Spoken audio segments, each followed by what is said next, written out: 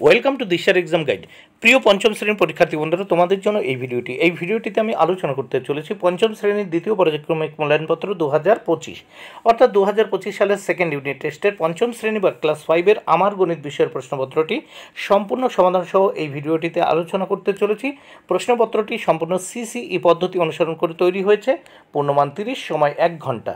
পরীক্ষার্থীর নামের জায়গায় তোমরা তোমাদের নাম লিখবে, ক্রমিক সংখ্যার জায়গায় তোমরা তোমাদের পরীক্ষায় রোল নাম্বার লিখবে, বিদ্যালয়ের নামের জায়গায় তোমরা তোমাদের বিদ্যালয়ের নাম লিখবে। পশ্চিমবঙ্গ মধ্যশিক্ষা পরিষদের নির্দেশ অনুযায়ী নবপ্রবর্তিত পদ্ধতি অনুসরণ করে এই প্রশ্নপত্রটি তোমাদের জন্য তৈরি হয়েছে। প্রথমে আমরা এক দাগে দেখে নেব সঠিক উত্তরটির মাথায় টিক চিহ্ন দাও। এর জন্য রয়েছে 5 মার্ক। 5টি প্রশ্ন উত্তর করতে হবে, 5 মার্ক। প্রথমে একের ক 16/40 এর লঘিষ্ঠ আকার উত্তর হবে, দেখে নাও, এটি 2/5। খ থেকে 33.1/2কে অপ্রকৃত ভগ্নাংশে পরিণত করে পাই, উত্তর 67/2। গ দাগে বদমাস BODMAS নিয়মে এ এর অর্থ হলো, দেখো এখানে এই এ এর অর্থ এখানে আমরা ভাগে দিয়েছি ঠিক, কিন্তু উত্তর হবে যোগ। এই বদমাস এর নিয়মে এ এর অর্থ হলো, উত্তর হবে যোগ। এটি হবে কিন্তু যোগ উত্তর, উত্তর যোগ। বদমাস এর এ নিয়মের অর্থ হলো যোগ, উত্তর হবে যোগ। নেক্সট ঘ দাগে 100টা ভাগের 5 ভাগ নিলে পাই, উত্তর হবে 100/5।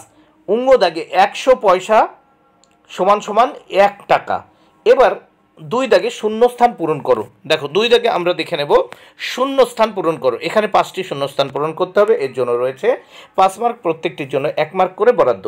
2 এর ক বদমাস নিয়মে BODMAS এই নিয়মে বা বদমাস নিয়মে এস এর অর্থ হলো বিয়োগ করা, এস এর অর্থ হলো বিয়োগ করা। 2 এর খ ভগ্নাংশের লব ও হরে একই সংখ্যা দিয়ে গুণ বা ভাগ করলে ভগ্নাংশের মানের কোনো পরিবর্তন হয় না। গ আয়তক্ষেত্রের ক্ষেত্রফল দৈর্ঘ্য এবং প্রস্থ। দেখো দৈর্ঘ্য গুণ প্রস্থ, আয়তক্ষেত্রের ক্ষেত্রফলের সূত্র হচ্ছে কি দৈর্ঘ্য গুণ প্রস্থ। নেক্সট ঘ দাগে 1-এর 1 অংশ সমান সমান 1 অংশ। উঙ্গ দাগে 36 পয়সা সমান সমান 0.36 টাকা। নেক্সট আমরা দেখব 3 দাগে। এখানে 3 দাগে কি বলেছে দেখে নেওয়া যাক। যোগ ও বিয়োগ করো। এখানে টোটাল 6 মার্ক, প্রত্যেকটি প্রশ্নের জন্য 3 মার্ক করে বরাদ্দ।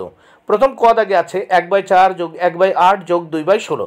এবার আমরা দেখব 1/4, 1/8 আর 2/16 যোগ করব, আর 4, 8 আর 16 লসাগু করে পাই 16।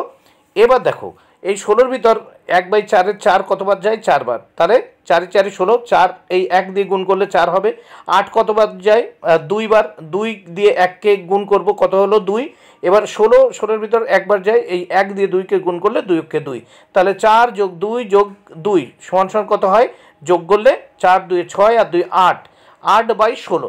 এবার দেখো 8 আর 16কে কাটলাম, কত হবে? 1/2 উত্তর হবে। নেক্সট খ দাগে 6/20 বিয়োগ 7/30। 20 আর 30-এর লসাগু করলাম 60।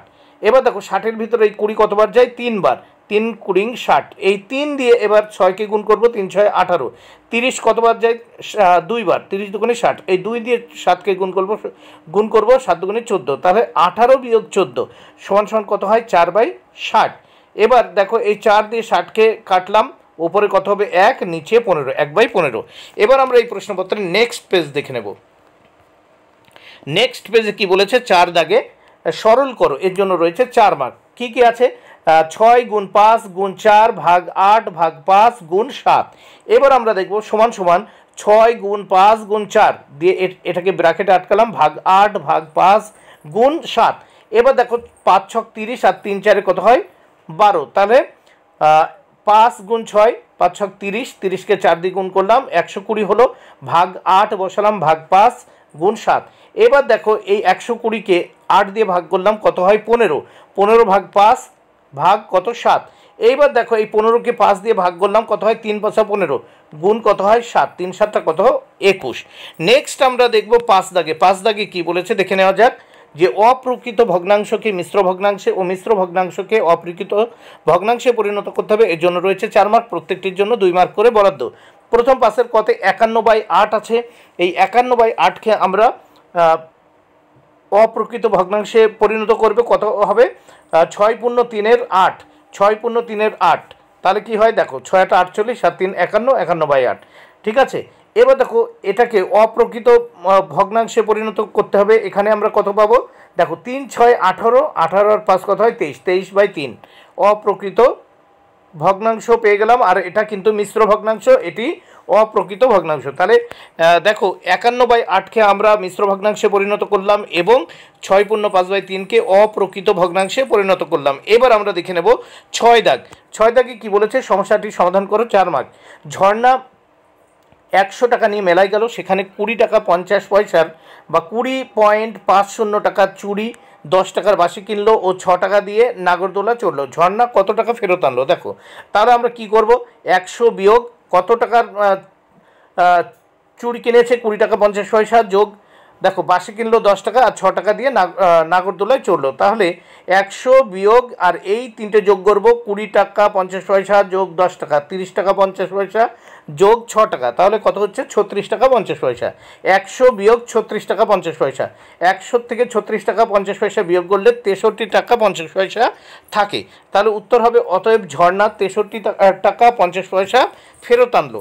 এবার নেক্সট আমরা 7 দাগ দেখে নেব। 7 দাগে কী বলেছে, নিচের প্রশ্নগুলির উত্তর লেখো। 2টি প্রশ্ন উত্তর করতে হবে, 2 মার্ক, প্রত্যেকটি প্রশ্নের জন্য 1 মার্ক করে বরাদ্দ।